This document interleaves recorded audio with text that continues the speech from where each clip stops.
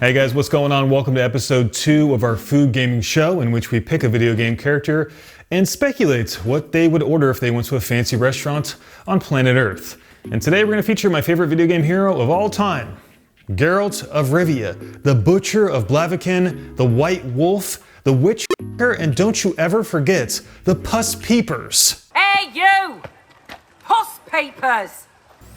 I think a lot of people like Geralt because he's not the traditional video game hero. Behind the scarred mutant that shoots fire out of his hands and destroys the world's fiercest monsters, Geralt is actually really down to earth and relatable. When he's not killing monsters, he's just a guy who travels around talking to people, helping solve problems, telling horrible puns, and occasionally getting sloshed out of his mind. Where's Eskel?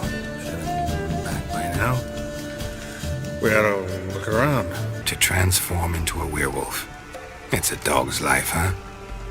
Well, there's not a youth out there who doesn't have a wolf in his belly. But what really sells his character is how he's integrated into the world of The Witcher. On one hand, he's responsible for helping Ciri basically save the world from the White Frost, but at the same time, he's scorned and despised because he's a mutant, even though he's out to save humanity. So in a sense, he's both an outcast and a hero at the same time. And it's this duality that makes him feel really special because you feel torn in so many directions as you make tough choices on who to help and what side to take in an ever-growing war effort that reaffirms this notion that Geralt is not the typical loved by everyone invincible icon. But judging from his somewhat dismissive predisposition, you probably already knew that. What you might not actually know is that Geralt has a taste for fine wine and food as well.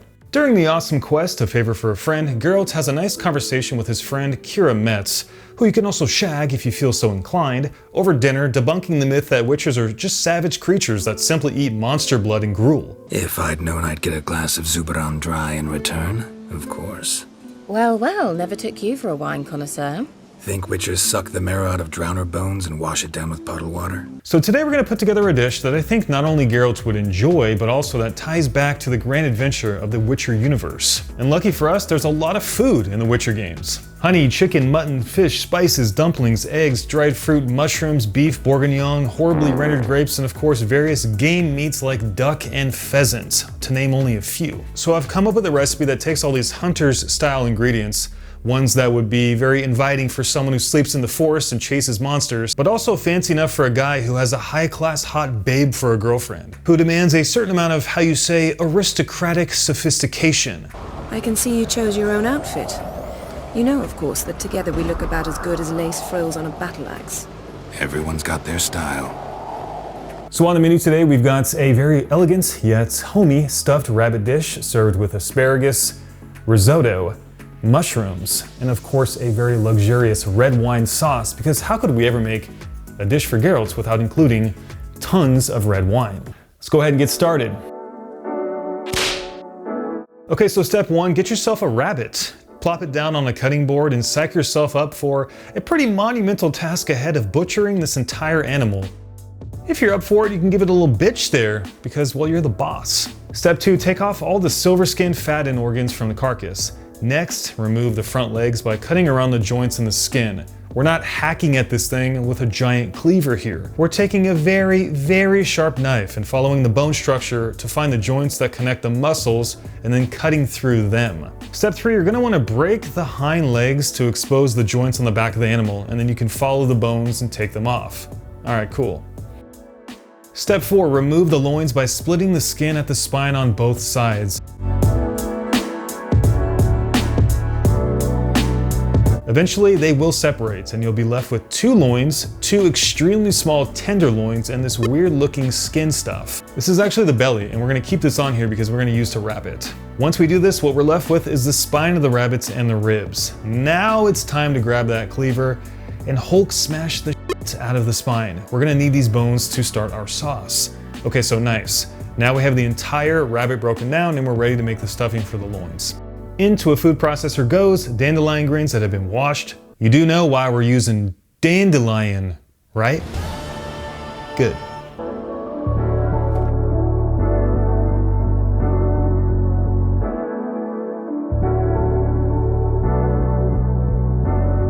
We're not looking for a traditional loose pesto, which would be bad for a stuffing since it would just kind of leak out. Next up, we're going to confit the legs for the stuffing as well, which is to say we're going to poach them slowly in olive oil, garlic, herbs, and shallots, which is actually one of Geralt's favorite ingredients, until we can pull away the meat from the bone. Once that's done, grab some cling film and set down the overpriced cured ham of your choice, prosciutto di Parma here, and set down the loin that's been seasoned with that stuff that comes from the ocean, pepper, and sumac, which has this kind of Mediterranean lemon sour thing going on. It's actually really nice. Spoon in the dandy pesto, the confit leg, shallots, and garlic, then fold it over and wrap it tight in a blanket of porky goodness.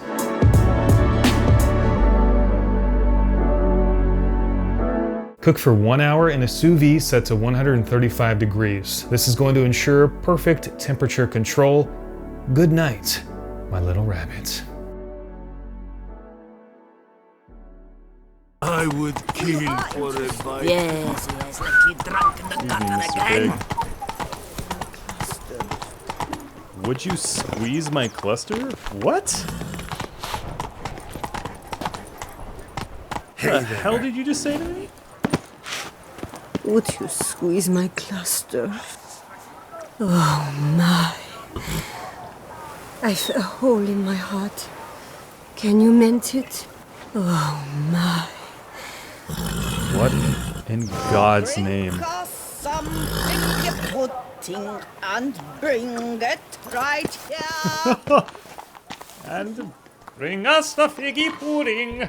We all know that The Witcher 3 is home to some of the best quests of all time, and the grand story that holds it together is nothing short of sensational. But in all honesty, it's really about everything in between. From embarking on a mission to stop a serial killer in Novigrad in Cardinal Sins, to the completely optional romance of Yennefer or Triss. Triss or Yennefer? Come on. Is that even a question? If you choose Yen, congratulations, you now have an amazing quest called The Last Wish to experience. I do like Triss though, trust me, especially in The Witcher 2. Intro cutscene. Yeah, I likey.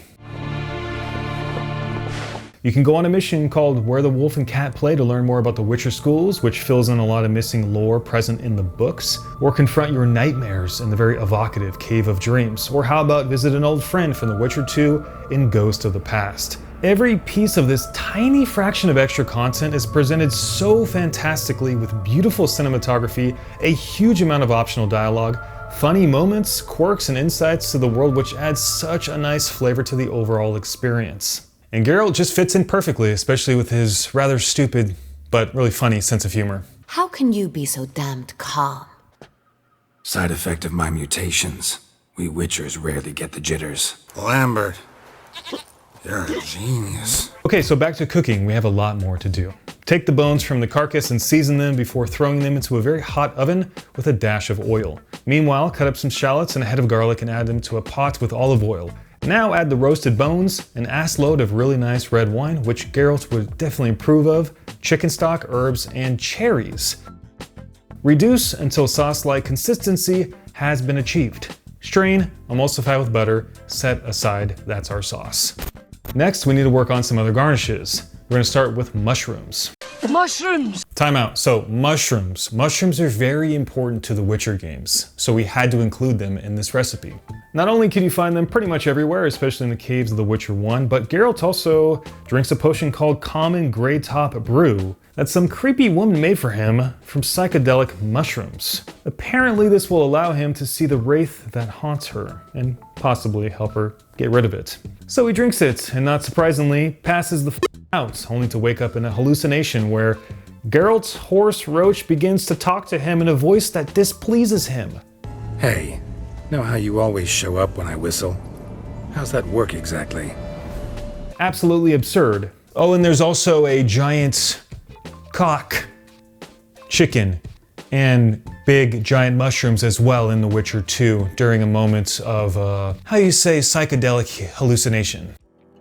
Okay, so go ahead and take some of your favorite seasonal mushrooms and get them into a pan with some olive oil, butter, fresh thyme, and salt and pepper. When they begin to brown, add shallots as well. Capture mandatory slow motion pan flipping shots to please viewers. When roasted and delicious, set aside.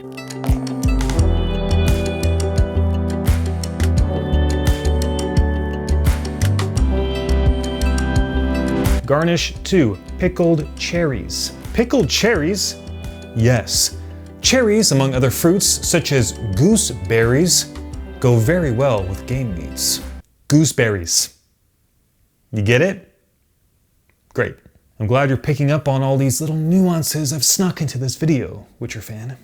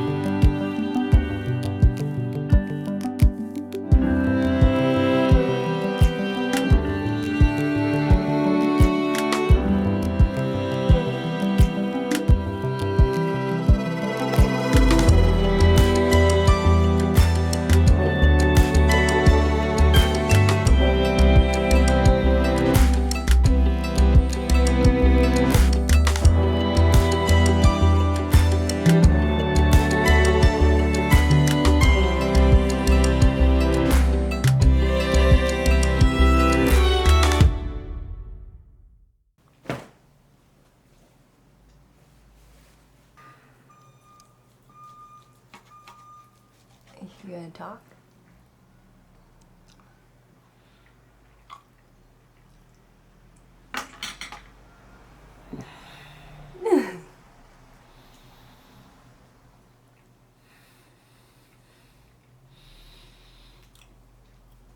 Geralt would be proud. We done did him good. Hey guys, thanks for watching today's video. The dish turned out fantastic, and I'm sure Geralt would be very happy if you order this on a menu at a restaurant. I'm also having a blast making these videos. They take a long time to make, so I'd really appreciate a thumbs up if you enjoyed the video. And once again, thanks for watching.